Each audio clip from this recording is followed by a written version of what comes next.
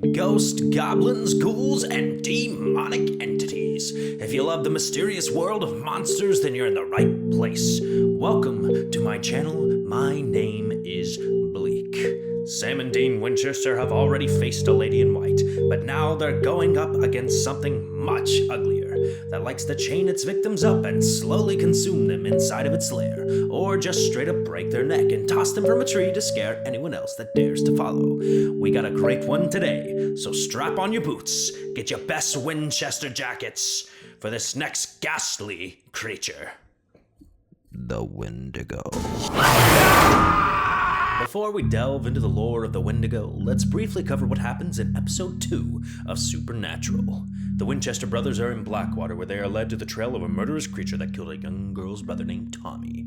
After the altercation with the White Lady, and now searching for Jessica's killer, Sam and Dean head to Blackwater Ridge, following coordinates from their father's journal.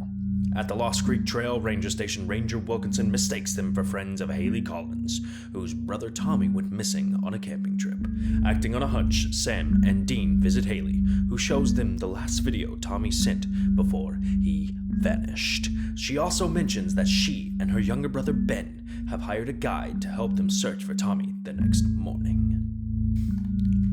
Sam's research reveals that people disappear in Blackwater every 23 years. Analyzing Tommy's video in slow motion, Sam and Dean notice a fast-moving shadow on the tent wall.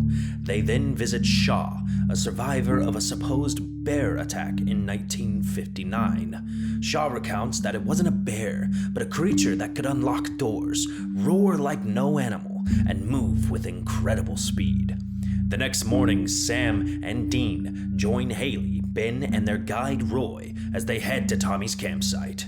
They find the campsite in disarray, with ripped tents and damaged gear. Hearing distant screams, they investigate, but find nothing, and upon returning, discover their packs missing. Using their father's journal, Sam and Dean deduce that they are dealing with a Wendigo. Much to Dean's frustration, since their guns are ineffective, they inform the skeptical group, and Dean draws Anasazi protective symbols around the camp. Anasazi symbols are symbols that originated from the Anasazi people, a Native American tribe who settled in the southwestern U.S. These symbols are known to protect against Wendigos. Sam argues with Dean about abandoning the hunt to search for their father, but Dean insists they must help others, calling it the family business. That night, cries for help are heard again. Roy ignores Dean's warnings and runs into the dark, only to be caught by the Wendigo.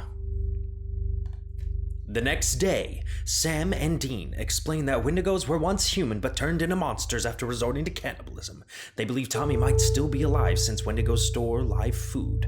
Following a bloody trail, they arm themselves with Molotovs, the only weapon effective against a Wendigo. Eventually, Roy's body falls from a tree and the Wendigo appears, causing the group to scatter. Haley and Dean are captured, but Sam and Ben follow a trail of peanut M&Ms left by Dean. They find Dean, Haley, and Tommy hanging in an abandoned mine and free them. Dean retrieves 2 flare guns from their stolen supplies, while Sam leads the Collins siblings to safety. Dean tries to distract the Wendigo. The creature corners Sam's group, but Dean shoots it with the flare gun, setting it ablaze. Wow, the first season of Supernatural really did come with some major hits right out of the gate. Now that you remember every detail of the episode, we can really dive deep into what we're here for, the lore of the Wendigo. According to Sam and Dean in Supernatural, Wendigo is a Cree Indian word. It means evil that devours. They're hundreds of years old. Each was once a man, sometimes an Indian or other times a frontiersman or a miner or hunter. During some harsh winter, a person finds themselves starving, cut off from supplies or help, becomes a cannibal to survive, eating other members of his tribe or camp. Cultures all over the world believe that eating human flesh gives a person certain abilities: speed, strength, immortality. If you eat enough of it over the years, you become this less than human thing. You're always hungry. The Supernatural Wiki has this to say on the subject. Wendigos were once human, but after being forced to eat human flesh to survive, they become monsters that keep little of the human features they once possessed. After their transformation, they begin to crave human flesh and feed solely on it. Although their name is described as an evil spirit, it is technically a creature. Wendigos are humanoid, standing at over 6 feet. They appear emaciated with bones visible under their pallid skin, a symbol of their unquenchable hunger. Wendigo eyes are pushed back deep in their sockets and have many layers of crooked, sharp teeth. They are equipped with razor-like claws used to rip prey to shreds. They are sometimes said to have matted fur and have chunks of skin and flesh missing due to consumption. Most of the resources I found on Wendigos do state that the legend actually comes from the Algonquin people, not the Anasazi. I do apologize for the pronunciation. I thought that an interesting anecdote, though. Wendigos have been mentioned multiple times in Supernatural and in other shows. They are extremely strong, fast, agile, invulnerable to normal knives and guns, have extreme senses, and one big detail is that they hibernate for long periods of time, such as the 23 years that the one in this episode waits to begin feasting again. Mythology.net has provided some more detail into the origins of Wendigo. Remember, Supernatural does tend to put its own twist on its monsters, so there's going to be some major differences. First of all, the Wendigo is a demon, but some Wendigos can be created from humans who have been corrupted with greed and the hunger for human flesh. These victims are often transformed into Wendigos themselves, often from the touch or possession of the beast. After they give in to their carnivorous desires, with every victim these new Wendigos devour, they grow proportionately in size. It is said that Wendigos have the ability to grow to a size that is unfathomable by the human mind, and that the sight of a Wendigo who has devoured many souls is enough to make the human heart freeze in terror.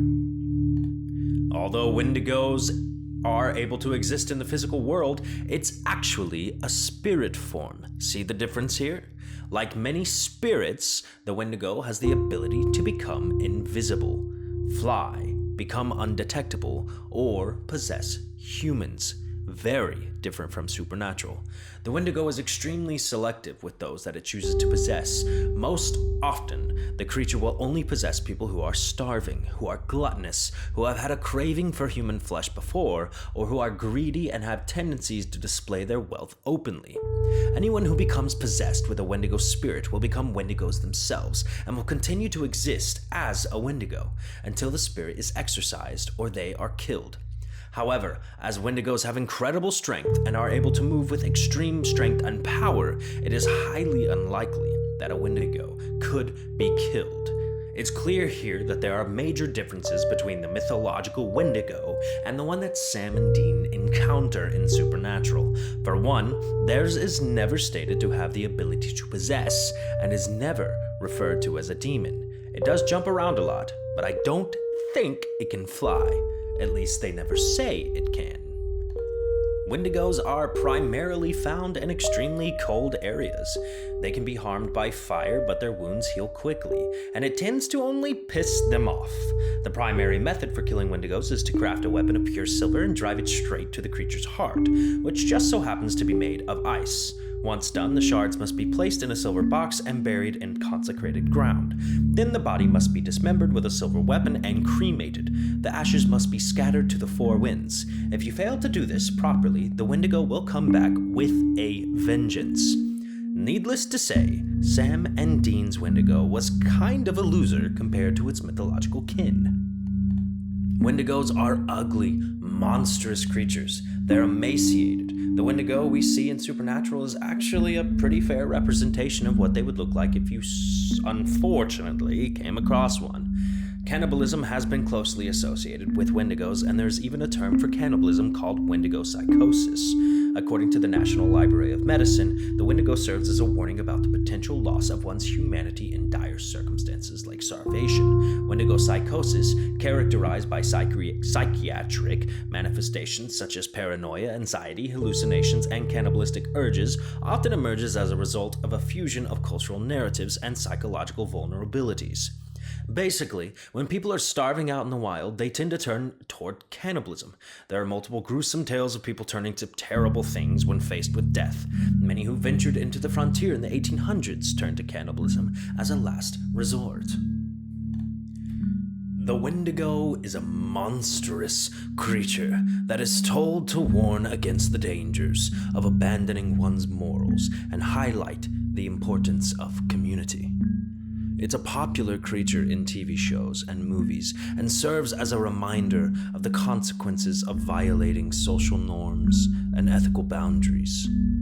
It's a reminder to not be greedy, consume in excess, and to be moral in all things you do. And it highlights the dark things human beings have done to survive in the direst circumstances. Human beings have a potential to do terrible things. The Wendigo serves as a symbol to reflect on our values and to never lose our humanity. If you are to ever face a Wendigo, you had better hope it's like Sam and Dean's and all you need is a flare. Because if you have to stab its frozen heart, put it in a box, cremate it, and spread it to the four winds, you are screwed. If you've made it this far, I want to say thanks for watching, and I really hope you enjoyed it. I'm going to include some links to mythology.net, the Supernatural Wiki, and mythologyworldwide.com. These are some great resources of information for all the supernatural entities of the world, and I will be continuously using them for every single one of my future projects. Thank you again, and I'll see you next time for more bleak tales.